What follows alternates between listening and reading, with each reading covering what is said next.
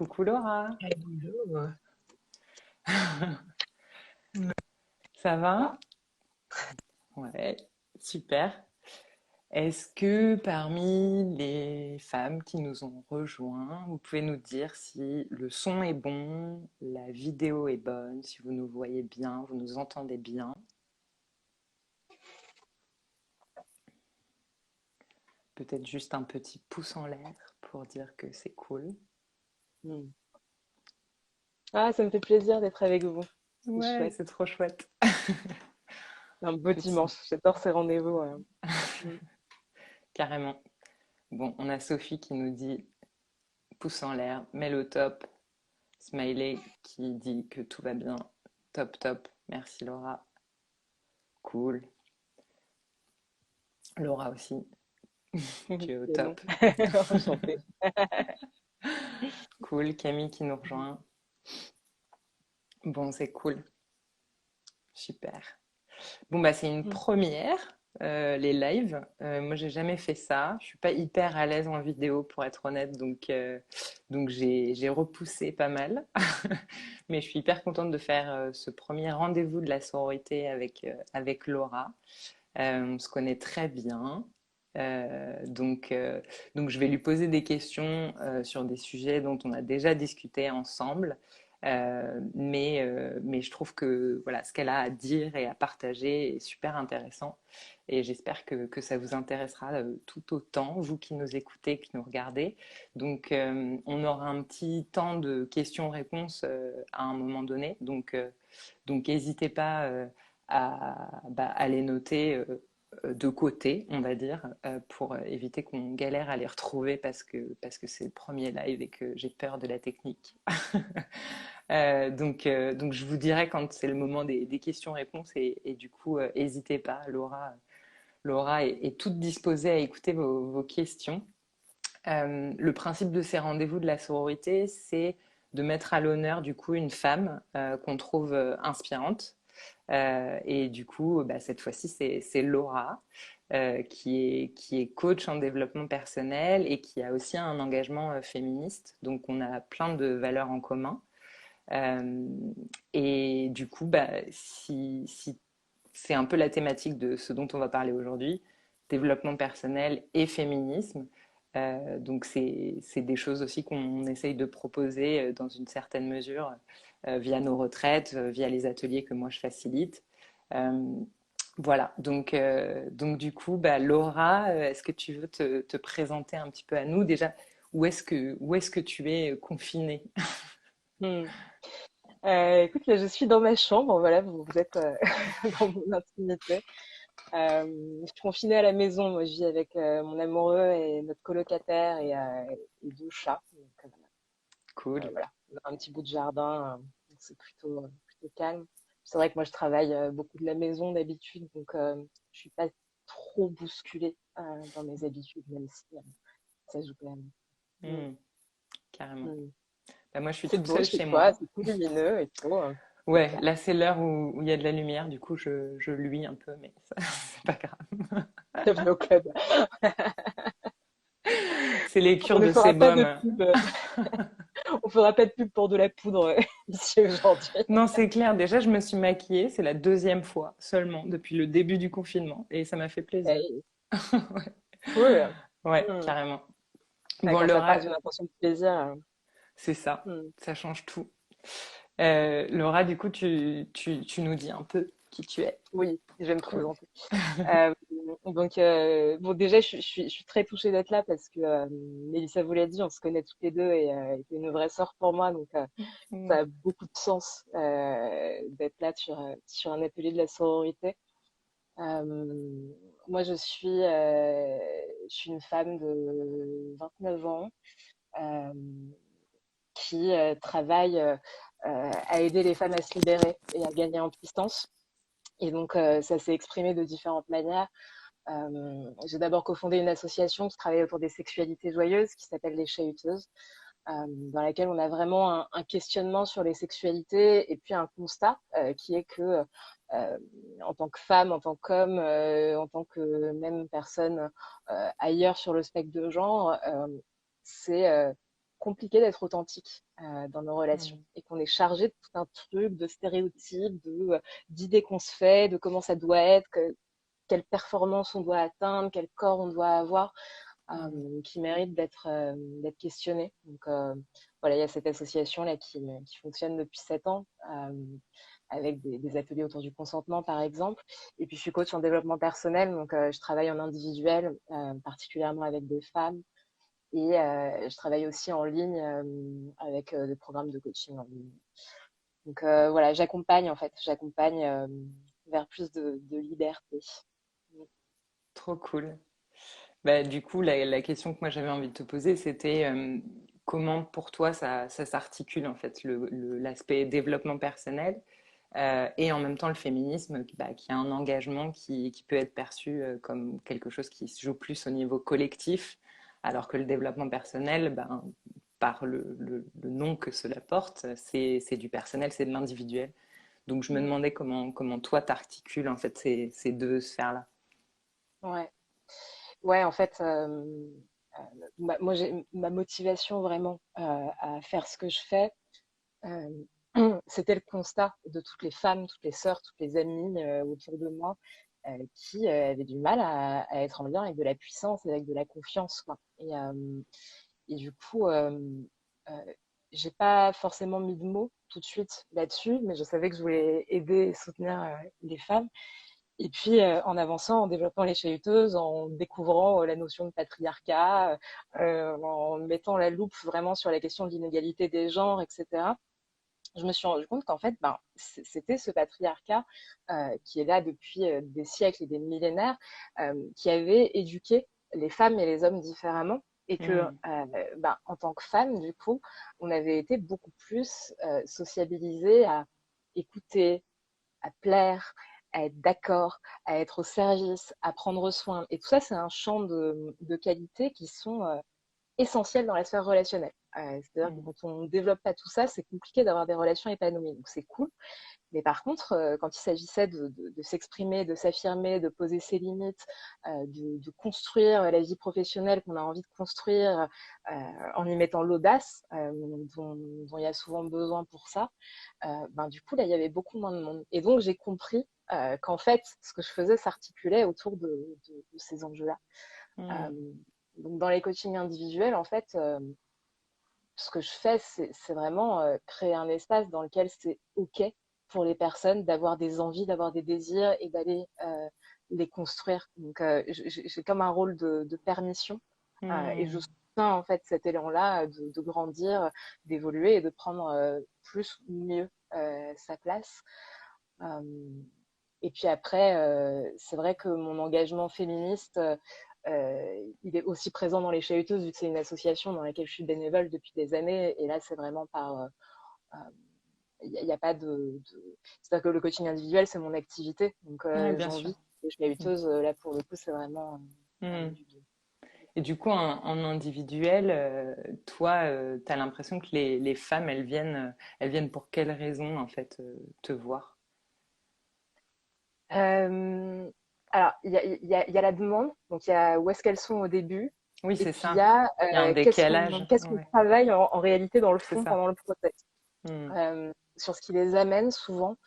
Euh, donc, moi, je suis quand même plus sur la sphère personnelle, quoi. Hmm. Donc, relations amoureuses, affirmation de soi, etc. Donc, il va y avoir des malaises relationnels qui existent à un moment donné avec des personnes importantes pour elles. Ou peut-être une rupture, ou peut-être un conflit qui fait qu'elles en viennent à se poser des questions. Et souvent, elles en sont à un stade où elles s'en veulent parce qu'elles n'ont pas su dire ce qu'elles avaient besoin de dire, en fait. Et elles Hmm. repartent de ces relations avec un espèce de goût de c'est pas trop à qui la faute, mais c'est même pas le sujet, c'est juste j'ai pas réussi j'ai show up en anglais, à être présente Ouais. pour moi et Hmm. être présente à la relation et vraiment y dire ce que j'avais à y dire. Donc il y a vraiment un besoin d'expression qui est là.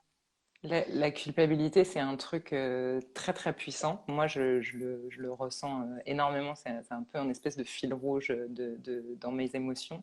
Et c'est quelque chose qu'on voit énormément du coup dans nos retraites. La Mm, culpabilité de ne pas être à la hauteur, de s'auto-flageller en fait dès qu'on n'arrive pas à réaliser ce qu'on pense être bien pour nous, de la culpabilité aussi de ne pas avoir su répondre à quelqu'un potentiellement qui nous agresse. Ou, voilà. Donc on n'est même pas en tort, mais on fait jamais assez bien.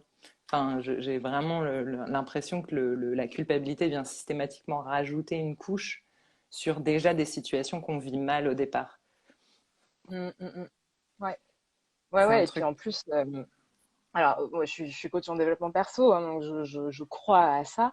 Mais c'est vrai que le fait que ça soit dans la sphère publique, beaucoup sur les réseaux sociaux, etc., ça va pouvoir Mm, créer une double injonction. Où à la fois, il faut pas que je dérange trop, il faut pas que je prenne trop de place, etc., pour bien vivre avec les autres. Ça, c'est souvent une croyance qu'il y a chez mes clientes. Euh, et en même temps, je devrais être capable de m'affirmer, de c'est ceci, de ça. cela. Et donc, on retombe dans un espèce de truc où, en fait, quoi qu'on fasse, c'est jamais le bon endroit Mm, et c'est jamais assez. ouais. Et, euh, et ça, tu vois, pour moi, c'est aussi lié à... pour moi, il y a deux formes de culpabilité, en fait. Il y en a une qui est intéressante et l'autre beaucoup moins.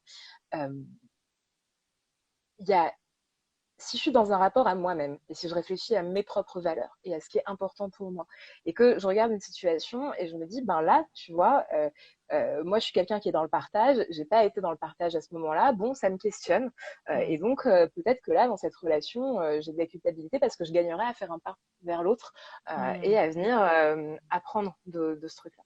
Et puis il y a la culpabilité qui est basée sur ce qu'on croit que les autres peut-être pensent ou attendent de nous. mm. Donc, être en référence interne, qu'est-ce qui est important pour moi, ou être en référence externe, quoi. Qu'est-ce que les autres vont penser de moi. Et en fait, si on joue à ce jeu-là, auquel on nous a appris à jouer, hein, de vouloir tout le temps plaire aux Mm. autres et satisfaire les autres, la manque de bol, on va jamais y arriver parce qu'il y a tellement de gens autour de nous et tellement de possibilités de leur faire plaisir. Mais c'est sur notre chemin qu'on est, c'est pas sur le leur. Donc parfois, Mm. euh, il y a vraiment, en tout cas, moi, c'est vraiment ce que je vois le plus souvent chez mes clients, c'est cette propension à vouloir faire plaisir, et puis du coup, derrière, à s'oublier et à oublier d'être là pour elle-même, quoi. Parce Mm. que ben, si nous, on n'est pas là pour nous-mêmes, c'est difficile d'attendre des autres que eux soient là pour nous, alors qu'on leur démontre quotidiennement qu'en fait, C'est ça. c'est pas ça qui est important. C'est ça, j'ai l'impression que les espèces de moments de rupture un peu qui peuvent aussi être des déclics, en tout cas moi ça a été mon cas, c'est d'avoir l'impression d'avoir tout donné et au final que ça fonctionne pas, que je suis pas heureuse et que j'arrive pas à rendre heureuse les autres autour de moi, que ce soit dans une situation amoureuse, professionnelle ou même l'influence de la famille, enfin de ses proches et tout. Et ça, c'est le moment où du coup tu te dis, ok, donc la recette qu'on m'a demandé d'appliquer, qui est de me donner corps et âme aux autres depuis, voilà, parce que j'ai été sociabilisée comme une femme, parce que c'est quand même très genré, bah, en fait, ça marche pas. Et là, je me prends une grosse claque dans la gueule parce que bah, j'ai complètement négligé mes propres besoins pour essayer de satisfaire les autres. Sauf que même ça, j'ai pas réussi, quoi. Mm, mm, mm. Et Ouais, c'est- ouais. Et c'est ce truc-là de se dire, j'ai tout investi dans la relation et la relation, elle a capoté à un endroit et j'ai même pas réussi à exprimer. Alors après, il y a un truc qui est factuel, c'est que personne ne nous éduque à la communication, aux relations, etc. Moi, c'est là que je trouve le coaching. Enfin, moi, dans ma vie, c'est un truc auquel je suis arrivée parce que je me posais des questions et je cherchais des réponses pour moi, quoi. Hmm, Et en fait, là, pour le coup, il y a toute une psychoéducation de compréhension de comment est-ce qu'on fonctionne en tant qu'humain, comment ça peut fonctionner avec les autres voilà, qui pour moi manque à l'école, quoi. Parce que nous c'est demander clair. d'être au top partout et en plus pas nous éduquer, nous filer les outils pour réussir à faire ça, comment Ouais, Mm. c'est clair. Et du coup, toi, t'as eu un déclic qui t'a amené vers le développement personnel ou le féminisme d'ailleurs? Ouais, moi, il y a eu deux choses. Bon, il y a eu ma mère. Moi, j'ai grandi avec une mère célibataire euh, enfin, qui, au sein de son couple comme au sein de sa famille d'origine, il y avait des espèces de dynamiques patriarcales de merde, où en fait on s'attendait à ce qu'elle fasse ce que les autres voulaient d'elle. Donc par exemple, mes grands-parents n'étaient pas d'accord pour qu'elle se mette avec mon père. Et elle a dû se Mm. battre avec eux juste pour dire, mais en fait, c'est l'homme que j'aime et donc je vais aller faire une famille avec lui. Et ça a été un truc sur des années, des conflits, des machins. Bon, et puis il y a un moment donné où bah, du coup, elle a dû rentrer dans un espèce de truc, dans une espèce de colère, d'affirmation d'elle-même, juste de l'ordre Mm. de, mais en fait, je fais ce que je veux, c'est ma vie. Et le fait d'avoir vu ma mère porter ce flambeau-là, mais elle était en galère, hein, elle était probablement même en Mm. dépression, donc c'était évidemment très imparfait, et voilà, il y avait de la colère, des tas de choses autour, mais heureusement qu'elle a porté pour moi cette espèce de phrase que je garderai toujours de je fais ce que je veux, qui est vraiment une phrase qui, moi, me porte depuis que je suis Mm. adolescente. Et ça, je sais que c'est une grande chance que j'ai. Et puis après, il y a eu le moment où je me suis mise en couple, euh, où là, il y a un espèce de truc où, bon, bah, le je fais ce que je veux, c'est très bien, mais là, l'idée, c'est d'aimer, c'est d'être ensemble. Et donc, comment on fait pour que je puisse faire ce que je veux et que toi aussi, tu puisses faire ce que tu veux et qu'on Ah réussisse oui. à cohabiter ensemble. Et alors là, On n'a pas les outils non plus. alors après voilà, ça dépend, chacun a des couples. Moi, j'avais très peu de couples, de modèles de couples en fait dans mon Mm. histoire familiale, qui étaient des couples qui duraient dans le temps, dans le respect, et quelque chose vraiment de positif Mm. qu'on ressentait de la relation, quoi. Et donc, bah, je suis allée creuser. Je suis rentrée dans le champ du couple avec mon gros cerveau et des espèces de lunettes. Ah oui, c'est bizarre ça. Une émotion, qu'est-ce que c'est qu'une émotion? Genre, j'ai découvert ce qu'était une émotion à 24 ans, tu vois. Ce Bah, qui est c'est relativement jeune, hein. à la fois tard et en fait super jeune quand tu regardes effectivement ce qu'on nous apprend et ce qu'on nous C'est apprend pas. clair. Mais, Ouais, carrément. et d'ailleurs, tu vois, on parlait de ces femmes que j'accompagne qui sont vraiment dans cette idée d'apprendre à savoir en fait qu'est-ce qu'elles veulent elles et donc Mm. quels sont leurs désirs, quels sont leurs besoins. Parce que évidemment pour pouvoir communiquer et poser ça dans nos relations, ben, déjà ça demande un pas de conscience et de clarté avec soi. Et, euh, et en fait, on en revient à ça. Et je sais plus c'était quoi ça. J'ai perdu mon fil. Mais Bah, on parlait de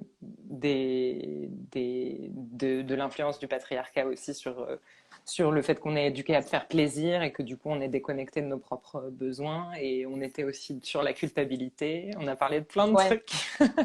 et sur les émotions, et c'est le lien que je voulais faire avec les émotions, Mm. c'est-à-dire qu'il y a la demande de départ, et puis systématiquement, en fait, dans le boulot qu'on fait, il y a vraiment ce retour à soi et ce retour Ouais. à une écoute sincère et bienveillante. Euh, Mm. point. Et c'est particulièrement à l'endroit de la bienveillance que je pense voilà, je pense que pour se parler à nous-mêmes, on se maltraite beaucoup.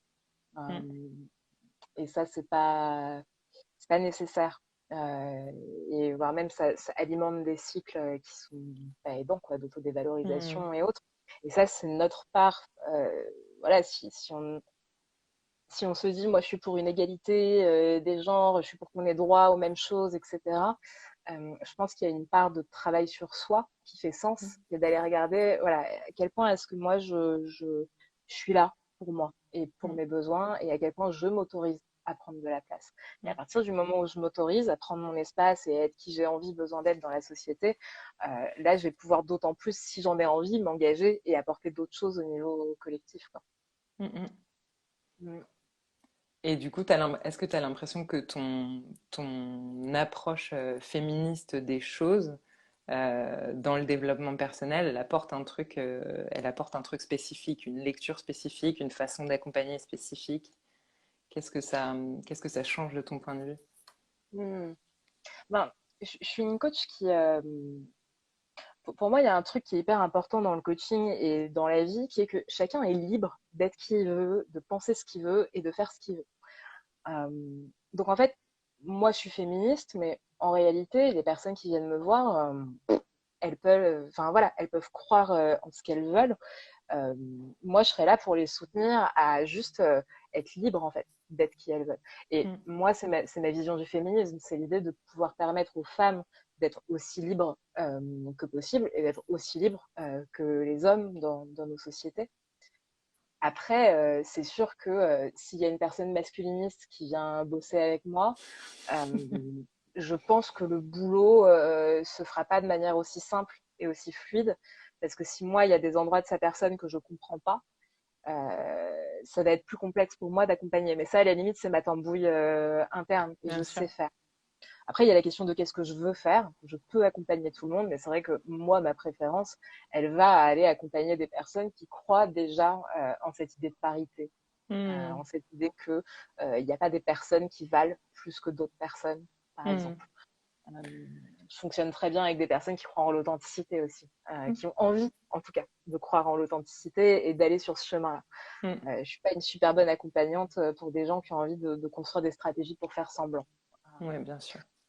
Mais c'est juste que moi, je sais que mon éveil féministe et mon éveil au développement personnel sont vraiment hyper imbriqués dans le temps. Mm, Et je suis assez persuadée que le fait d'avoir une lecture féministe des choses peut vraiment empowerer, en fait.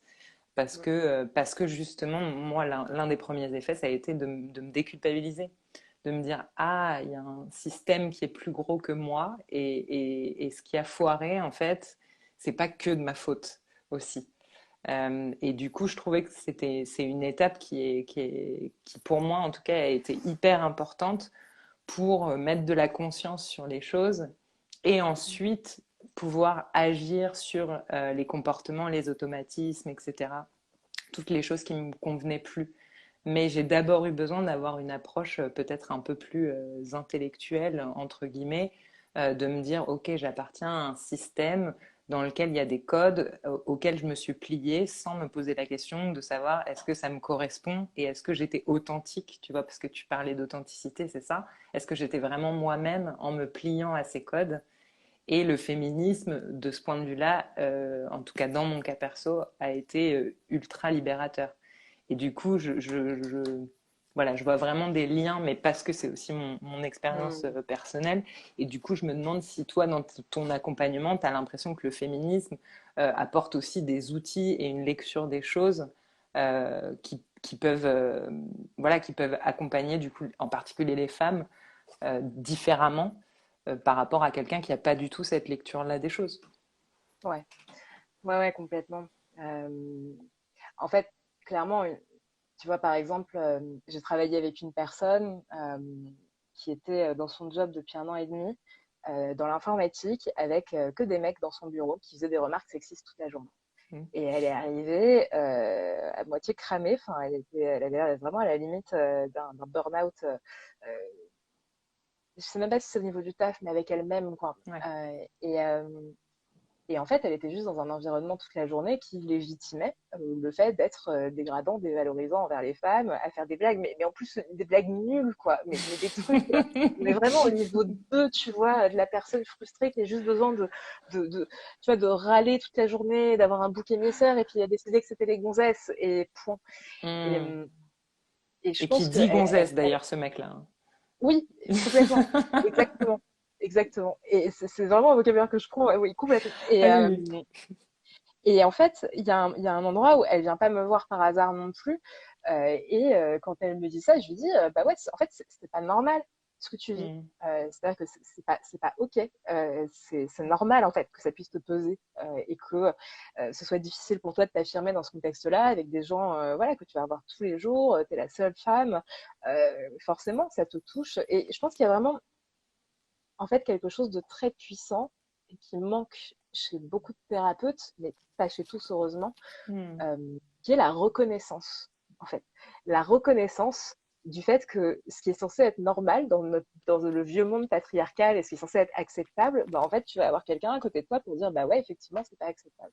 Mm. Comme c'est pas acceptable que ton mec te gueule dessus, en fait. Et moi, ça m'est déjà arrivé de crier sur mon mec et c'est pas acceptable non plus. Donc, Mm. y a cet endroit de tracer la limite et vraiment, euh, dans tout ce cheminement d'empowerment dans l'accompagnement des femmes, pour moi, il y a vraiment cette étape qui est clé et qui est là quasiment à chaque fois, qui est l'étape où j'apprends à poser mes limites en fait. J'apprends ce Mm. qui est de l'ordre de l'acceptable pour moi et du ouais ok et des choses que je peux accepter, de laisser se transformer au fur et à mesure du temps, en éduquant les gens autour de moi ou en acceptant nos différences. Et puis il y a les choses pour lesquelles en fait juste c'est non. Et, euh, Et c'est et pas ça, c'est un négociable. truc, Hmm. ouais, ouais, Hmm. vraiment faire une différence entre c'est quoi mes feux verts, donc là où j'ai envie d'aller, ce que je veux moi vraiment. C'est quoi mes feux orange, donc les situations qui sont inconfortables pour moi. Et là, peut-être que là, c'est moi qui ai besoin d'apprendre à les gérer. Ou Hmm. peut-être que j'ai besoin de faire des demandes à mon environnement pour que ça change aussi, etc.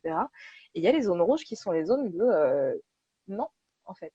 Et ça, ce truc-là, vert, orange, rouge, cette question de limite, moi, toutes les femmes que j'ai accompagnées voilà, manquaient de clarté là-dessus. Bien sûr. Et moi aussi, d'une certaine manière, c'est-à-dire que ça se développe avec le temps, mais c'est en évolution tout le temps. Il faut se suivre, on évolue en tant qu'humain, donc c'est pas Hmm. évident. Euh, Non, et voilà. puis Ou on alors n'en a l'inverse. pas conscience en fait. Je pense que souvent on a l'impression de, bah, c'est aussi en lien avec les émotions, de subir nos émotions, d'avoir des réactions épidermiques et puis pas forcément comprendre ce qu'il y a derrière. Mm, Mais notamment sur la colère, bah, c'est quand même souvent un signal de bah, là ma limite a été franchie. Enfin, je me trompe peut-être, mais ouais, il y a vraiment ce ouais, ouais. truc-là aussi d'arriver à conscientiser le fait que ben, si tu as des douleurs aussi dans ton corps à des moments, c'est que ben, en fait, peut-être qu'il faut que tu te poses la question des limites que tu te mets. Et voilà. Mm, mm, mm. Mm. Ouais, et ça, tu vois, tu parlais des déclics tout à l'heure. Donc, il y a tous les qui vont faire que les personnes vont venir me voir en coaching. Donc, il y a les histoires de conflits, d'incompréhension relationnelle, de je sens qu'il y a un truc qui va pas là-dedans. Et il y a aussi le côté euh, je suis en burn-out, je suis épuisée, j'ai plus d'énergie Mm. pour faire ce que j'ai envie, besoin de faire, même maintenir le quotidien en fait et ma vie là où elle est, ça me demande euh, trop d'énergie et l'endroit du burn-out quoi, Mm. ou de la lassitude en fait. Donc, il y a le burn-out et il y a la lassitude, ce sont deux Ouais. choses différentes, mais Je voilà, ou crois qu'il y a soit il y a même un trop terme qui d'énergie. s'appelle le bore out, Ah de bah tu vois, bore ouais, pour boredom, tu vois, de l'ennui, quoi. ouais, Mm. qui est un signe de je suis pas connectée à mes valeurs quoi. Donc Mm. j'ai besoin de retourner voir là-dedans et d'être dans la pratique de mes valeurs. Ouais, pas C'est quoi juste une dans mon valeur, adolescence. Laura? Ouais, les valeurs, c'est ce qui nous motive. C'est ce qui motive toutes nos actions et tous nos choix dans la vie. On a tous des valeurs différentes. Par définition, les valeurs, elles sont toutes belles. Donc la liberté, c'est une valeur. Moi, c'est ma valeur principale. Euh, la sécurité, la beauté, l'amour, la créativité. Tout ça, c'est des valeurs, le respect, la discipline, la positivité. Il y a des listes et des listes. Vous pouvez taper sur Google, vous allez en trouver à fond la caisse. Et en fait, l'idée, c'est que donc, tout ce qu'on fait, c'est connecté à nos motivations profondes, qui sont nos valeurs. Mais par contre, souvent, on confond une valeur et la stratégie pour les mettre en œuvre. Par exemple, on va dire, moi, je veux de la liberté. Ah bon, bah, si tu veux de la liberté, il faut que tu sois auto-entrepreneur. Bah, en fait, non. Il y a mille manières d'être libre et il y a des gens qui vont aller chercher un salariat pour pouvoir se sentir libre Mm. de subvenir à leurs besoins, de faire ce qu'ils ont envie de faire quand ils veulent le faire, etc. Donc, voilà. C'est ce qui nous motive profondément. Et en fait, c'est une des racines de l'identité. Ce qui fait que si on veut être connecté à soi-même et si on veut avoir l'impression qui a du sens dans Mm. notre présence ici, dans ce monde.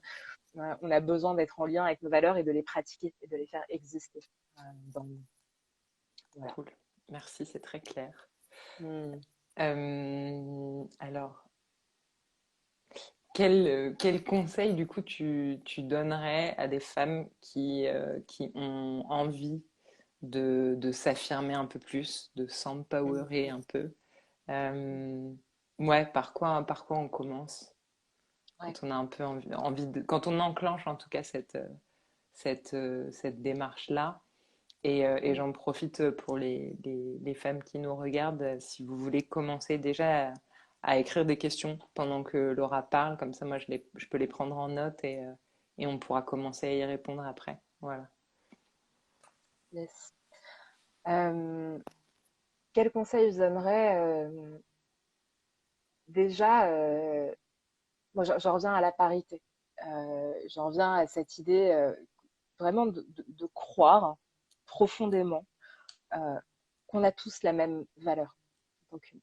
Et que la voisine ou votre frangine ou la boulangère ou l'infirmier qui passe dans le coin, bah, en fait, que tous ces humains-là, ils ont le même droit à exister et à être qui ils sont.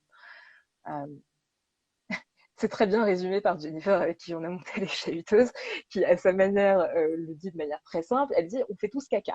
Donc, à un moment donné, Très bel on a tous, exemple. voilà, on a tous nos merdes perso, on a tous nos problèmes, nos machins. On fait pas les malins, en fait, quand on est à cet endroit-là.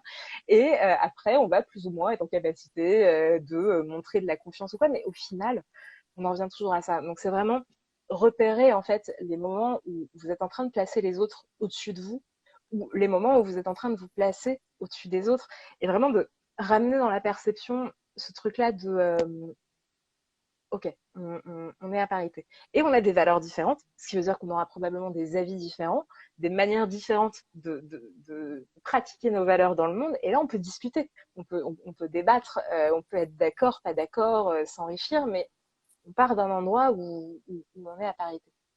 Euh, il y a un document que j'aimerais vous montrer, mais alors, je vois pas d'option pour vous le filer. Peut-être qu'on pourra je ferai un post dans la foulée pour le détailler. En fait, c'est un truc qui dit que à partir de la parité, ça se produit quand moi, j'estime que je suis capable et quand j'estime que l'autre est capable aussi. Hmm. Voilà. Et à partir du moment où moi, j'estime que je suis pas capable de quelque chose, mais que l'autre est capable, paf, je me mets en position de soumission. À partir du moment où j'estime que je suis meilleure que l'autre, paf, je suis en position de domination. Et alors, à partir du moment où j'estime que ni moi je suis capable, ni toi t'es capable, là c'est la résignation, c'est ce qui se passe dans les couples en fin d'engueulade, quand juste il y a zéro résolution, on se regarde, on a juste envie de chialer, on est tout triste, on fait la gueule parce que juste c'est la résignation collective, Hmm. quoi. Et donc la question que ça pose, c'est et si, et toi et moi, on était capable de faire ce truc-là, là, avoir cette conversation, résoudre ce problème, créer ce projet, voilà, chacun avec nos ressources, ensemble, qu'est-ce que ça donnerait? Et ça, c'est vraiment ouais, l'endroit duquel je conseille vraiment de partir, quoi, l'endroit de la parité. Ok, la parité.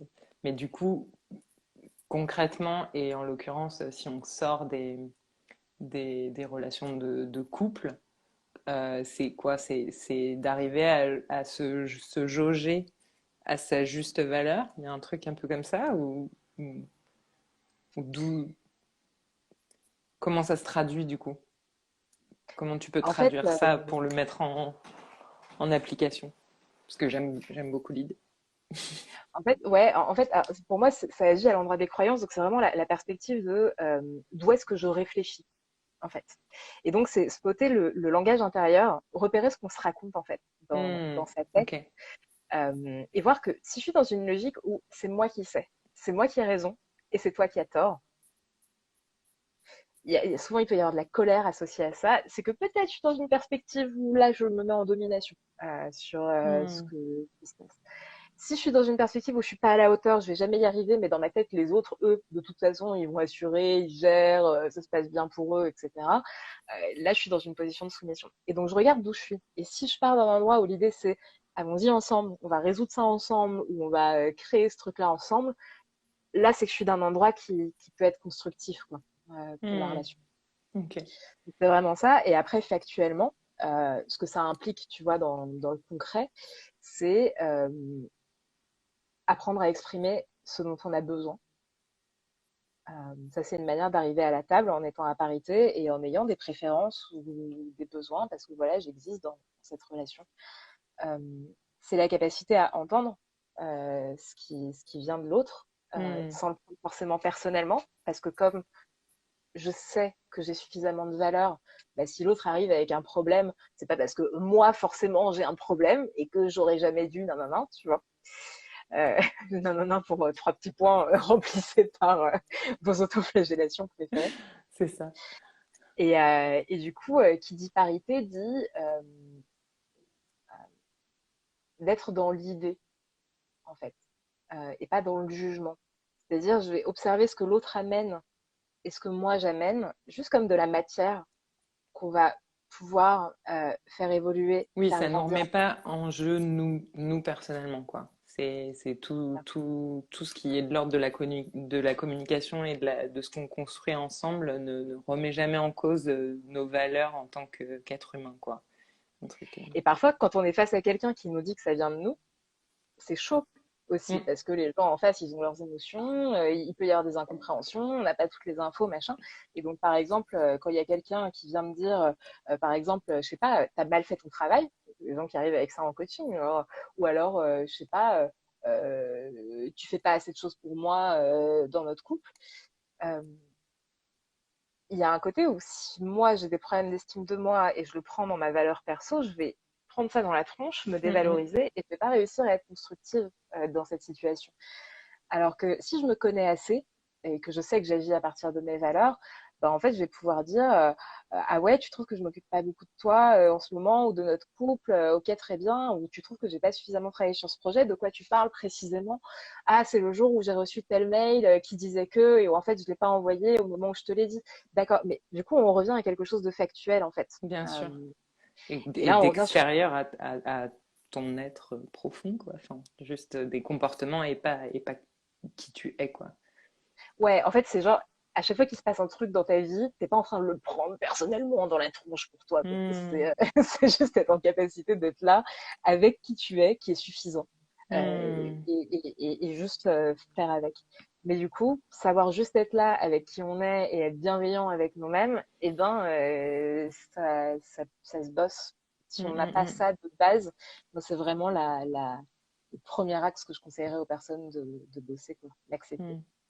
hmm, hmm, Parce qu'à partir du moment où je m'accepte et où j'accepte les choses telles qu'elles sont, là, je peux commencer à les transformer. hmm. Donc, il y a vraiment un truc dans l'intention. Dire, je bosse pas à partir d'un, j'évolue pas ou j'agis pas à partir d'un endroit de détestation de moi. Ouais. Mais j'agis d'un endroit où je m'accepte, où je cherche à m'offrir le meilleur tout en étant au mieux en Hmm, lien avec les autres et à leur offrir le meilleur aussi. hmm. Mais Et ce ça, sujet cette de bienveillance. l'estime, ouais, Mm, ce sujet de l'estime de soi, il est juste énorme. Enfin, il y a quand même, j'ai l'impression, en tout cas, de ce que j'en vois, que c'est vraiment un sujet, bah alors pour le coup, je pense que pour les hommes aussi, mais qui est vraiment puissant chez les femmes, et puis notamment dans le rapport au corps, l'image qu'on mm, renvoie, mm, enfin, c'est souvent relié à ça aussi.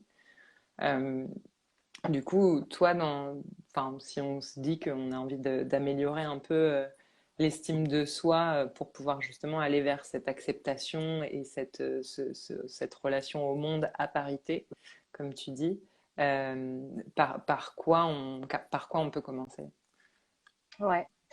Euh, le langage intérieur. Je reviens à ça, à ce truc-là de comment est-ce que je me parle déjà. Hmm, Comment est-ce que moi, je suis en relation avec moi et je vais travailler ça. Et du coup, ça va être déjà un environnement beaucoup plus agréable pour moi au quotidien parce que quand même, mon environnement, mon discours intérieur, il prend beaucoup de place dans mon c'est expérience de clair. la vie en fait. Hmm, Euh, je vais arrêter de me parler comme on m'a parlé quand j'étais petite, parce que souvent, quand on écoute les types de voix, en fait, c'est des hmm, discours qu'on a reçus et qu'on- voilà, c'est un peu comme si on enregistrait tout quand on était petit, et puis après, on a les bobines qui déroulent inconsciemment, quoi. Donc, c'est reprendre la main sur cet inconscient, en fait, et placer un langage respectueux, bienveillant, ce qui ne veut pas dire complaisant.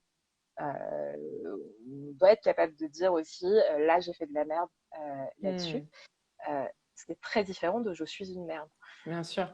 Moi, je sais que je fais beaucoup cet exercice-là parce que je suis très maladroite, je me cogne souvent. Et du coup, j'ai vraiment ce réflexe qui est encore là, et pourtant ça fait un moment que j'essaye de le désamorcer, qui est mais t'es trop conne. Tu vois? Mm. Et c'est ultra violent. Alors que en plus, je viens de me faire mal. Souvent, je me suis fait mal. Et du coup, je me dis, non, tu n'es pas trop conne, tu as été maladroite, c'est tout. C'est genre, c'est un jugement parfaitement neutre, en fait. C'est juste ça qui s'est passé. C'est pas grave, Mm, quoi. mm, Et vraiment, j'ai toujours ce moment où, du coup, je me pose et je prends conscience de ce qui vient de se passer dans ma tête. Et après, je formule à voix haute la phrase que j'ai réaménagée pour qu'elle soit juste. Mais de prendre conscience qu'il y a ce discours intérieur-là, déjà, enfin, je pense que pour plein de gens, c'est pas du tout évident d'être capable d'écouter son discours intérieur déjà. Mhm. Ouais. Ouais, ouais. Mais il y a Sacha, que je connais bien, avec qui j'ai travaillé. Coucou Sacha. Qui me dit que Mhm. ta parole soit impeccable. La phrase que tu m'as fait découvrir, ouais, c'est une phrase qui vient des Des quatre accords accords Toltec. Toltec. Yes. Ouais. Mm. Et que ta parole soit impeccable, en fait, c'est pas que ta parole soit impeccable avec les autres. Commence par toi. Et tu verras qu'avec les autres, ensuite, ça va être, tu vas beaucoup moins te prendre la tête. Travaille ce langage avec toi-même. Et de toute Mm. façon, ta bobine de langage, ben, elle va se réadapter. Et donc, ça fonctionnera avec les autres ensuite. Je pourrais mettre sur mon profil, j'ai une vidéo. En fait, du coup, j'ai créé un programme qui s'appelle le programme Self-Love qui vraiment déroule ces différentes étapes que moi, je considère utiles, importantes pour développer l'amour de soi et l'affirmation de soi. Et Mm. une des premières vidéos, justement, c'est ce truc-là sur le langage et comment je me parle. Je le posterai sur mon profil. C'est un extrait de 45 minutes, c'est gratos. Et je pense que ça peut vraiment nourrir de se dire, OK, consciemment, là, je fais ce pas à la base. Ce soir, je me parle différemment. Et je Carrément. transforme, en fait, mon environnement, toute ma life. Là, je décide ça. Trop bien. J'adore la notion d'extrait de 45 minutes. Oui, parce que comme le programme fait des semaines d'accompagnement, oui, Bah, bien typiquement, sûr. c'est la vidéo centrale d'une semaine, quoi, en gros. Ouais. Non, mais pour situer, parce que du coup, c'est pas juste le teaser, quoi. Enfin, le teaser, en tout cas, d'une vidéo qui fait 8 heures d'affilée. Voilà, ça me faisait juste rire. Oui, Désolée. non, c'est du contenu, ouais. Du coup. Mm, Cool. ouais. Et puis après, alors, autre truc, donc, transformer le langage intérieur. Et la deuxième chose que, que je travaillerais, c'est mon rapport au oui et au non. Mhm. Mais vraiment sur, voilà, très simple. Est-ce que quand je dis oui, je pense oui? Est-ce que quand je dis non, je pense non? Et juste retrouver de l'espace par rapport à ça. Et là, en fait, on va avoir deux types de profils. Les personnes qui veulent faire plaisir tout le temps et pour qui dire non, c'est chaud. C'est vraiment compliqué. Et là, il y a Mm, mm, vraiment mm. ce truc-là de se réapproprier mes espaces, là, le feu rouge, les limites, et de pouvoir dire non sans étant forcément en train de hurler ou de s'énerver, mais juste, bah non, non merci, quoi. Comme quand on dit non à du thé, non merci. Et après, il peut y avoir autre chose, c'est des personnes qui ont eu leurs limites trop souvent dépassées. Mm. Voilà, il y a des tas d'histoires de vie qui peuvent aller dans ce sens-là, et qui du coup ont un besoin hyper fort de dire non et de sentir que leurs limites, elles Mm. sont respectées. Et là, il peut y avoir moi, c'était mon cas, et il y a eu tout un travail aussi de réappropriation de mon oui. Euh, Où, voilà, si on me demande quelque chose, si je commence par répondre non avant d'y réfléchir, de dire ah bah oui, peut-être qu'en fait, ça me va de filer Mm. un coin. Voilà, retrouver de l'équilibre dans mon oui, mon non, quoi. Et être capable de l'exprimer à son environnement. Mm. Cool. Trop bien. Bah, ça fait beaucoup de choses à travailler, mais je suis sûre que ton programme Self-Love doit être super complet. Je ne le connais pas en détail, mais on en a beaucoup parlé. Et, Mm. euh, et voilà, si parmi celles qui nous écoutent, ça vous intéresse, n'hésitez pas à aller suivre Laura sur son compte Self-Love, Laura Sherfit. Et si vous avez des questions, c'est le moment pour le faire. Euh, on a eu un commentaire de Sacha, du coup, qui était chouette. Mm. Mais si vous avez d'ailleurs des commentaires et pas que des questions, n'hésitez pas.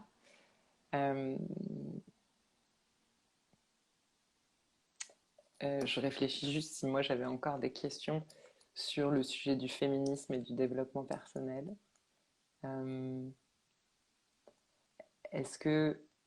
Merci. Oh, il y a Tran qui nous dit merci. Coucou. Coucou Tranou.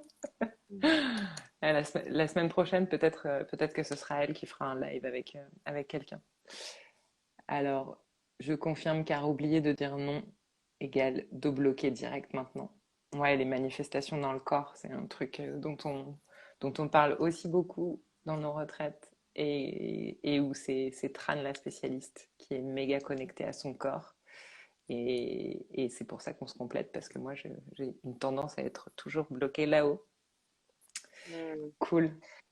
Ouais, mais c'est vrai hein, que pour moi, tout ce travail-là d'empowerment, de connaissance de soi, etc., euh, c'est aussi c'est de la prévention médicale, de mon point de vue. C'est-à-dire Carrément. que moi, ce que je crois, c'est que ce qui s'exprime pas s'imprime dans le corps. C'est un peu ce qu'on dit Hmm. souvent. Et que passer sa vie en étant à côté de ses valeurs, euh, il y a des personnes à qui ça ne va pas forcément poser de soucis ouvertement. Par contre, il va y avoir un infarctus qui se développe, un cancer qui arrive, un corps qui est moins fort en fait.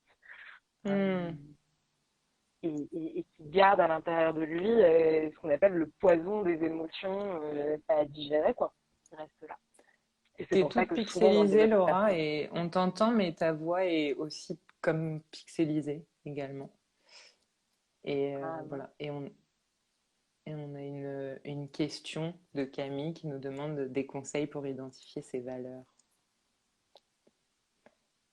Et une autre ouais. question qui va dans le Alors, même sens. Comment travailler sur l'identification de ses valeurs? Tu parlais de hmm, liste tout à l'heure. ouais. C'est toujours vraiment pixelisé, mais je ne sais pas si tu peux y faire quelque chose. Alors là, du coup, la connexion est en train de ramer. C'est forcément le truc que je craignais qui est arrivé. Ah, parfait, tu es revenu. Magnifique. L'image est très belle Ouais, et je suis repassée en Wi-Fi. le son est là. C'est bon. Ok, super. Trop cool. Euh, Alors, pour identifier ces valeurs,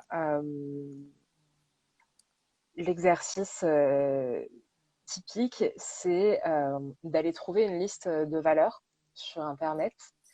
Euh, et, euh, et en fait, vous regardez toutes les valeurs et vous en sélectionnez 10 en écoutant votre corps. On est déjà dans le lien avec le corps. Donc on n'est pas dans l'espace de la tête qui se dit que tel truc c'est mieux ou pas mieux. On est vraiment dans l'espace de la hmm, sensation et de quand je vois ces mots-là, en fait, lesquels me font une sensation vraiment agréable dans le corps. Euh, et donc vous en sélectionnez 10 comme ça. Et puis après, vous en sélectionnez 7, 5, 3. Vous pouvez vous arrêter où vous voulez. Moi, j'aime bien en trouver 3. Mais c'est vrai que souvent, on en a plutôt 7 qui vont piloter, on va dire, nos décisions. Euh, mais d'accord. je pense que la clé, c'est vraiment ça, c'est partir du corps et de ce qui nous fait du bien. Et ça, c'est Hmm, vraiment un espace important aussi de l'amour de soi. Et je parlais du rapport à ses émotions, etc. tout à l'heure. Notre corps, il nous donne beaucoup d'infos. C'est vraiment une boussole. Et notre tête, par contre, elle a des croyances. Elle a une perception des choses qui va être limitée, plus que celle de notre corps, souvent. Et d'où la nécessité de se reconnecter au corps et d'où le fait qu'il y ait beaucoup de techniques de développement personnel qui allient le corps à l'esprit. On fonctionne avec les deux. hmm, cool. Merci beaucoup pour cette technique. Alors, on a un commentaire, mais je suis pas sûre de complètement le comprendre. Euh, Moi, j'ai beaucoup de mal avec le féminisme, à l'accepter de soi, de sa féminité, etc. C'est très compliqué pour moi. Je suis pas sûre de comprendre la question. Euh, Ouais, si tu peux expliciter les belles choses, ça me rend curieuse. Carrément. Et, et du coup, il nous reste 10 minutes avant que Instagram nous coupe la chic. Du coup, le temps que peut-être les belles choses, tu nous reformules ta question.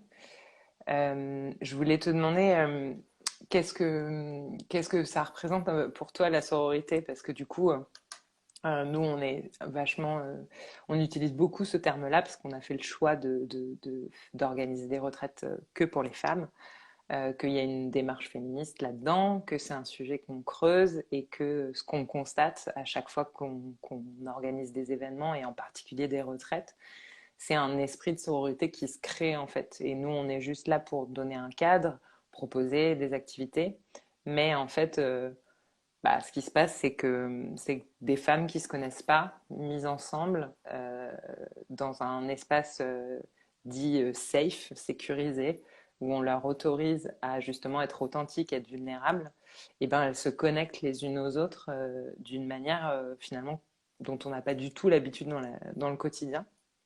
Et, euh, et du coup, c'est pour ça qu'on utilise beaucoup le terme de sororité, que là, on a appelé cet Instagram Live les rendez-vous de la sororité, qu'on organise les ateliers de la sororité, etc.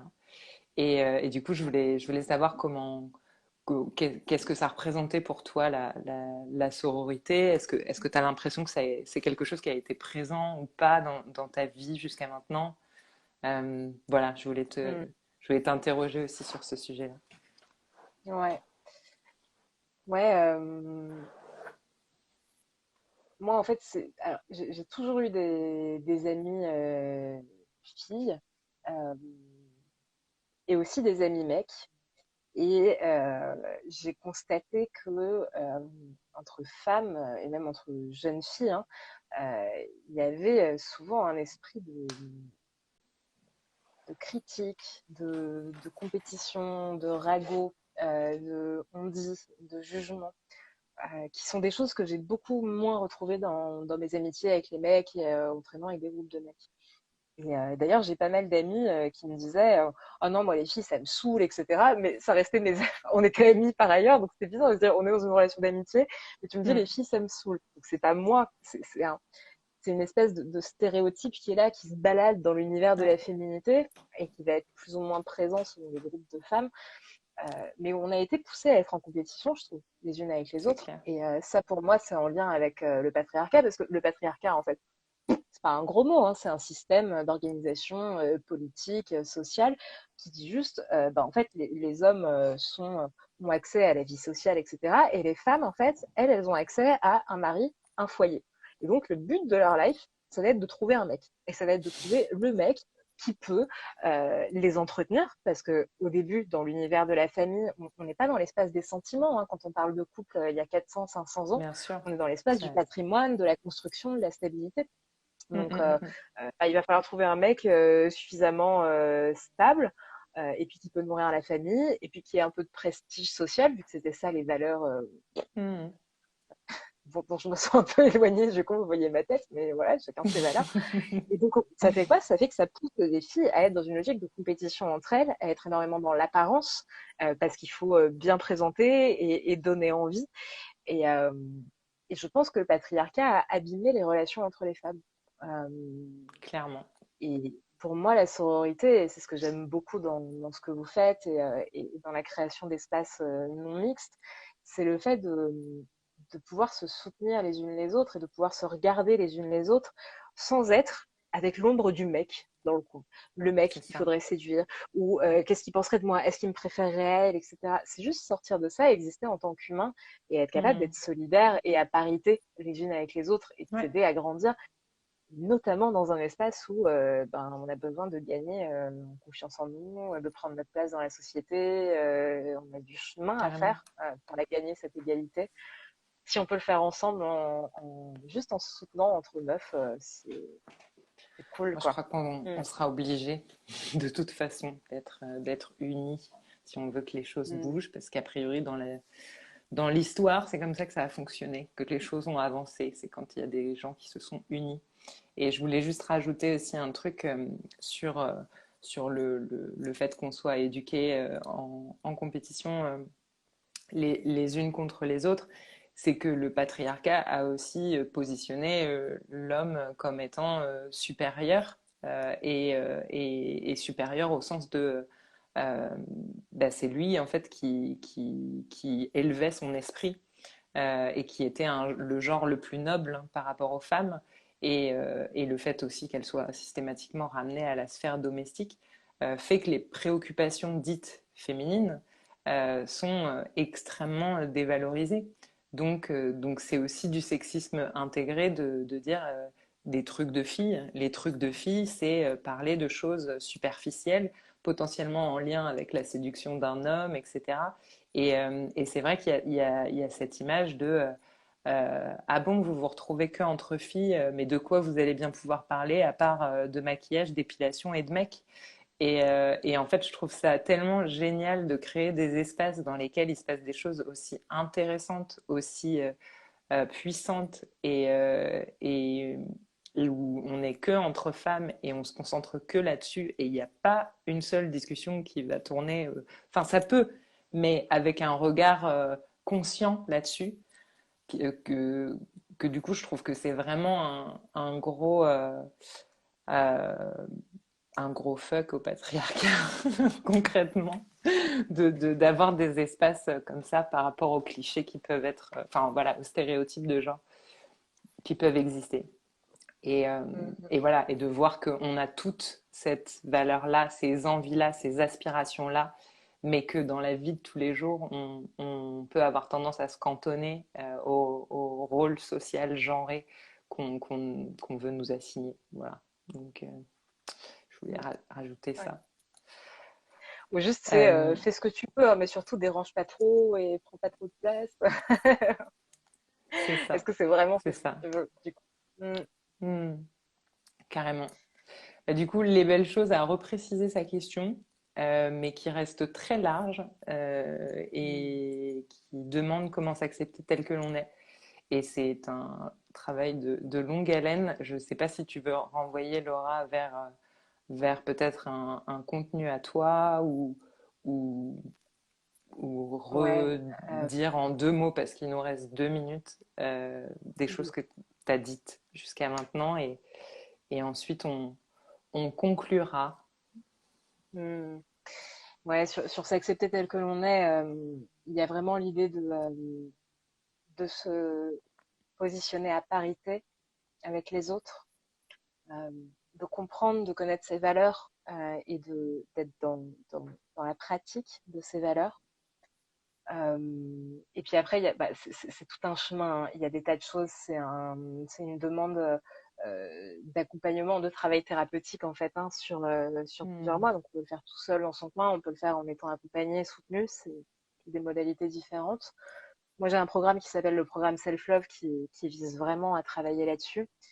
Et, euh, et j'en profite pour dire que là, en ce moment, avec le confinement, je fais beaucoup de live à droite à gauche et je me rends compte que partager tout ça, ça peut vraiment remuer des choses et amener des questionnements. J'entends qu'il y a une demande assez profonde dans ce que tu dis, les belles choses. Et du coup, vous pouvez prendre rendez-vous avec moi 45 minutes sur mon site si vous voulez. Normalement, c'est un système que j'utilise pour euh, voir les personnes qui veulent bosser en coaching avec moi, si on peut bosser ensemble. Mais maintenant, je l'utilise aussi, voilà, si vous avez vu un de mes lives et que vous voulez creuser un sujet avec moi, juste que je vous apporte des billes ou des ressources, booker les 45 minutes sur mon site. Moi, je vous offre ça avec plaisir et qu'on bosse ensemble ou pas après, ça m'aura fait plaisir d'échanger. Voilà. Trop Donc, cool. hésite pas si tu veux creuser les belles choses. Mm. Il y a Ah, Christine qui nous Christine. dit, oui, qui nous dit que Ah, heureusement qu'il y a le replay et qu'on est très inspirante. Vous êtes trop gentil. Bah, il nous reste 1 minute 19.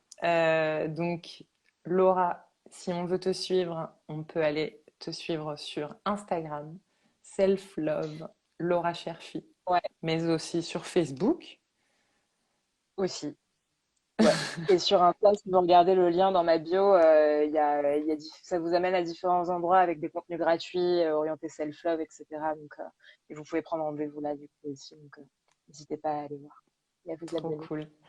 Merci à toi pour ton temps. C'était un bonheur d'inaugurer les rendez-vous de la sororité avec toi. Ben Partagez merci. vraiment. Merci beaucoup. C'était trop chouette. Et je pense qu'effectivement, on va utiliser cette vidéo pour la mettre en replay quelque part. Je ne sais pas encore où ça va être. On va réfléchir.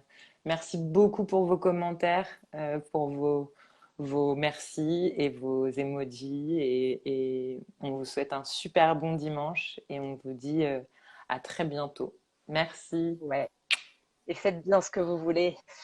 Grave, on est libre. À bientôt. Merci, Mélissa.